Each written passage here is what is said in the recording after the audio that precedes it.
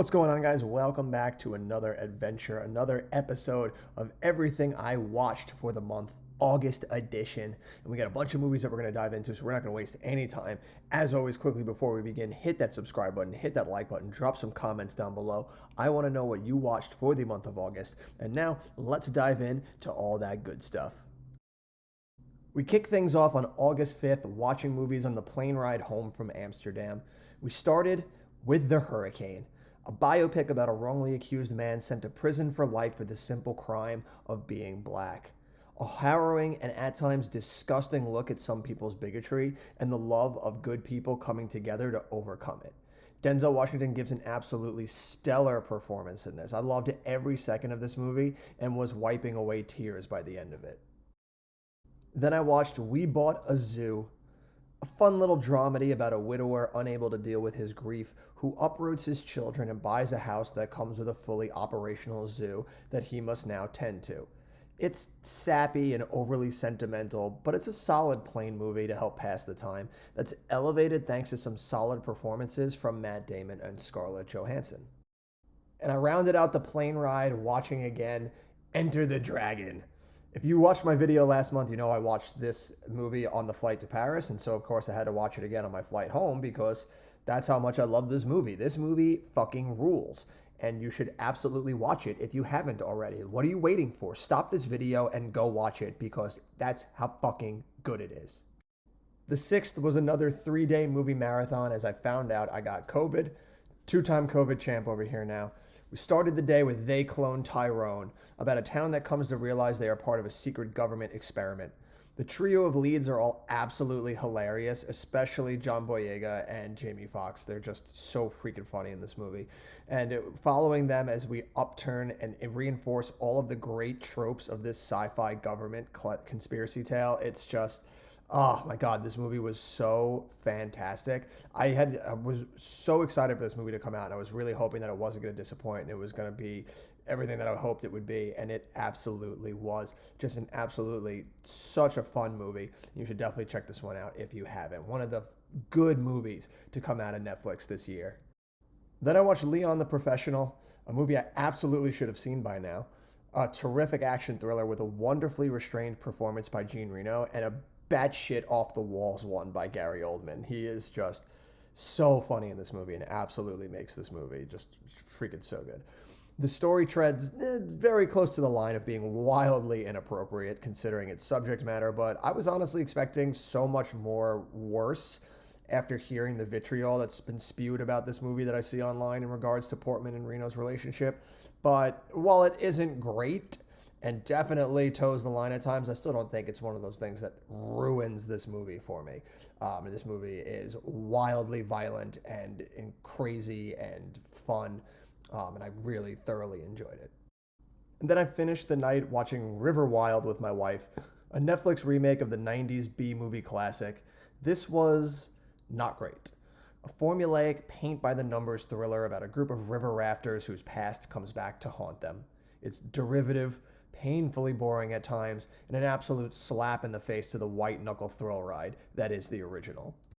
On the 7th, I started the day with Malcolm X, another movie I should have seen by now, and the last big Denzel Washington movie I needed to see. This movie is powerful. An unflinching look into the life of one of 20th century's most notable black figures. The movie is gut-wrenching, informative, and never boring, despite a completely overindulgent runtime. Then I watched Serpico, another movie I should have seen by now. It's amazing to see these movies from an era where Pacino actually tried to give a nuanced performance, and he is sublime as Serpico. A cop not on the take looking to clean up the rampant amount of dirty cops working in Manhattan in the 70s. The film can be a little light on the action and a smidge too long, but Pacino keeps you captivated on the screen with his absolutely stellar performance. Now, just what happened to that type of acting, Pacino, huh? Where did that go? On the 8th, we had another 3-day movie binge, starting with Hanover Street, the last Harrison Ford movie I needed to see, a romantic World War II film about a man and a woman who fall in love only for the man to find out that the woman is married, and to the officer he has to sneak behind enemy lines. It's overly sentimental and very, very soap opera-y, but the trio of leads help elevate this from being too schmaltzy, and the finale behind German lines is thrilling enough to garner a watch. Then my wife and I watched The Beanie Bubble, an Apple TV movie about the rise and fall of those lovable collectibles. I had so many of these growing up, so of course this movie hits close to home for me. And it was interesting to see more behind the scenes of its rise and fall and just how shitty of a person its CEO was. I didn't know any of this stuff, so it's always funny when you get a movie like this where you realize, oh hey, that thing I loved as a kid, the person who did it was an absolute piece of shit. Go figure. Though this movie still suffers from by-the-numbers storytelling for a biopic of this nature, but the cast give it its all and makes this movie a worthwhile watch. I finished out the night watching The Boston Strangler, a movie I missed back when it came out. It's about two reporters breaking the scoop on this serial killer roaming the streets of Boston.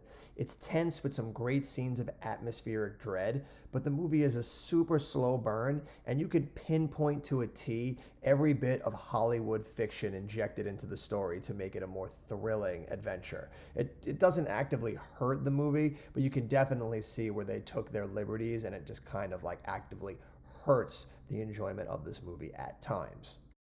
Free from quarantine, I headed to the theater to catch Meg 2: The Trench, a way too long, overindulgent CGI snooze fest. A movie this chaotic and wild should not have me yawning and looking at my phone. It does nothing new or exciting with its premise other than to add more creatures, leaving you with a very been there, seen that mentality that had me completely checking out. 2 stars though for Jason Statham's insane barrel roll on a jet ski to avoid getting eaten by a shark. That was choice. I watched ThePianist. This was a month for catching up on big movies I should have seen by now. It's a haunting, unflinching look into the struggle of a famed pianist trying to survive under the Nazi regime. This movie is hard to watch at times. The unrelenting pace in which just horrible things unfold is a ghastly sight to watch, but so unbelievably well executed. Adrien Brody's star-making performance is wonderful and deservedly lauded as he sells the absolute shit out of this unflinchingly bleak movie. I caught the last Voyage of Demeter, a movie that I found way better than it had any right to be, and that's all thanks to its production value and sound editing. Seriously, in a world of CGI snooze fests, this movie feels lived in a way that you don't see much of anymore on the screen. It feels like they filmed on a boat on the water. There's depth of field to everything around them. And that sound design, my God. The creaking of the ship, the spray of the waves, the eerie quiet of the night. It all combines to make what was otherwise a by-the-numbers vampire movie well worth the price of admission. I watched Heart of Stone, Gal Gadot's sorry attempt at a Mission Impossible movie. And dear God, what a horror show this was. Where we just talked about great production value, this was the complete antithesis. Everything looked like it was filmed on a green screen, just lush with computer-generated tones and lights. This movie looked absolutely horrible, with a derivative by-the-numbers, world-ending threat that only our hero can stop. It's movies like this that show how terrible CGI has ruined our ability to shoot great films and scenes. My wife and I went and saw Haunted Mansion, and your value on this movie definitely lives or dies by how much you love the ride it's based on. I happen to adore the ride and have tattoos of it, so obviously the nostalgia and Easter eggs were going to hit me good. And that's the best part about this movie. It looks and feels and has the care of people who dove in deep on the lore of the ride and packed it with as many references as they possibly could. Now, if only it could have come up with a more sinister story to accompany that. These movies will never work until they fully embrace its horror. Give Guillermo del Toro the keys and let him make his Haunted Mansion. My wife and I went and saw Talk to Me, the scariest movie I had seen in theaters in a while. We knew next to nothing about this movie, which helped add to the tension of not knowing what was coming next. This story of kids touching a hand to let a dead bodies take over their body for a few minutes is so out of this world, good and unique. You kick yourself for not thinking of something this good as a writer. Its tone and ability to unnerve you for every single frame of this movie is nothing short of masterful, and it is one of my favorite horror movies that I've seen in a long, long time. We finally caught up to all the movies we missed during our honeymoon with Teenage Mutant Ninja Turtles, Mutant Mayhem, a fun new entry into the world of those crime-fighting Renaissance men. The style of animation was fun and unique, and the turtles felt lived in and like actual teenagers in a way that they never have in the other films. But Rogan and Company's overusage of modern slang terms and pop culture references date this movie so hard before it even came out and are going to hurt this movie in the long run. But Ice Cube as Superfly was picture perfect casting. I rewatched Detroit, a look at the Detroit riots and the horrific night that unfolded at the Algiers Hotel when cops responding to shots fired take out their racist frustrations on a group of young black men hanging out with two white girls. It's harrowing, unflinching in its portrayal, and seriously disgusting at times with the way it all unfolds, but you are absolutely glued to your seat, and this movie is dripping with tension and fantastic performances from its cast, particularly John Boyega and Will Poulter. I rewatched Atomic Blonde, a fun, violent, blood-filled action thriller with a deliciously sultry neon 80s aesthetic. We follow Charlize Theron as she kicks ass through Berlin at the tail end of the Cold War. Its one-shots and erotic scenes help elevate what's otherwise a nonsensical storyline with one too many silly turns for its espionage roots. But the action scenes more than make up for it, as they are some of the best put to film in a while. The guys behind the John Wick series are just so fantastic at doing action. It's out of this world. I caught Blue Beetle, another superhero origin story. We can never have too many of those. As we follow a young man trying to make enough money to help his family save their house when he comes in contact with the Scarab, an alien host that latches onto him and turns him into a superhero. It's every beat you'd expect from an origin story, but with the added heart of a Latin story following this family as they navigate this new world. And it's those family scenes and moments that help make this movie fun and worth watching. But god damn it, am I so sick of bland, by the numbers superhero action fights. It is the same thing in every movie, and it is just absolutely boring. I watched The Blackening, an over-the-top comedy about a group of black friends reuniting for the weekend at a cabin in the woods and become the targets of vengeful men in masks looking to force them to play a racist board game to live or die. It's a movie I was super excited to see, but was wildly disappointed to find that all the best beats and funny moments were in the trailer, and the parts stitching these moments together were painfully unfunny and meandering. It was such a disappointment. But at least I still had the funny moments from the trailers to giggle at again. I rewatched War of the Worlds. I've gushed about this movie ad nauseum, the amount of times I've seen it in theaters, the amount of times I've watched it since. It's just a fantastic post 9/11 thriller about what an alien invasion could look like. It's so goddamn thrilling, and Steven Spielberg just sets scenes like nobody else. The just thrilling carnage of these alien attacks are just so fantastically shot. The dude is a legend.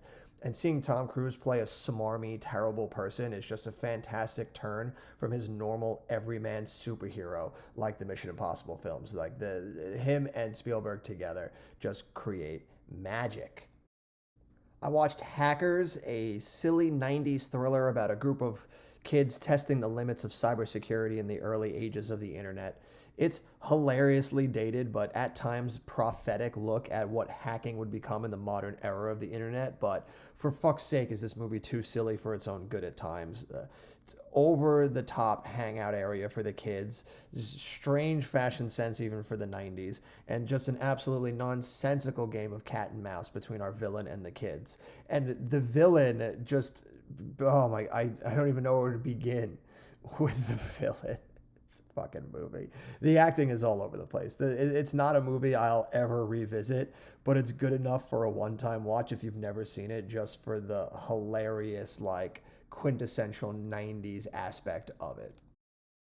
I call it Retribution, another tired Liam Neeson action vehicle, this one taking place in a vehicle as he races against time to stop a man who has placed a bomb in his car that will go off if he tries to get out. It's ludicrous, over-the-top stupidity, and bland as 2-week-old oatmeal.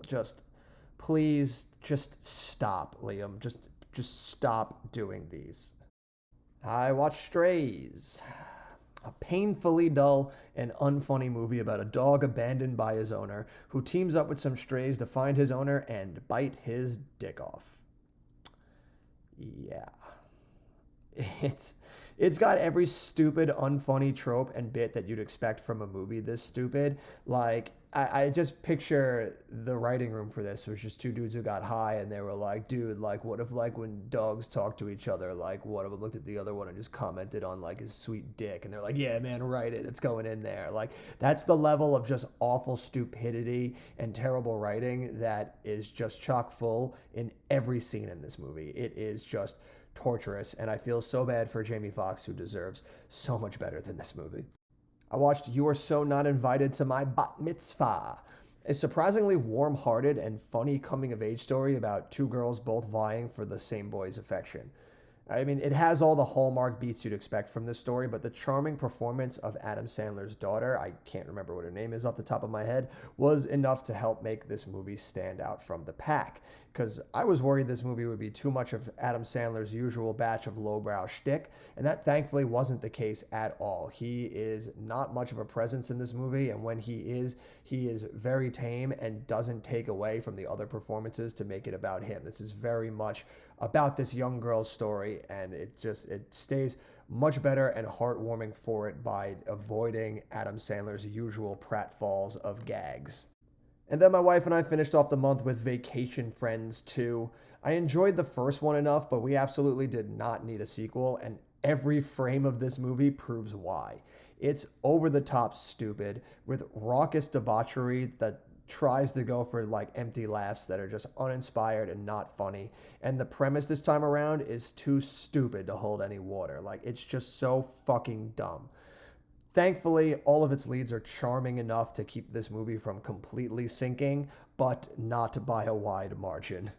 And that is everything that we watched and I watched for the month of August. It was a great month, but now we turn our attention. Summer is over. We're going into the fall now, and we've got some great movies on the horizon here in September. As always, let me know down below what you saw for the month of August. I want to hear what great movies you caught out there. And as always, look for us in the next adventure. Until that next adventure, you have been you. I have been me. These are the movies that we love so much. And until next time, I'll see you at the movies.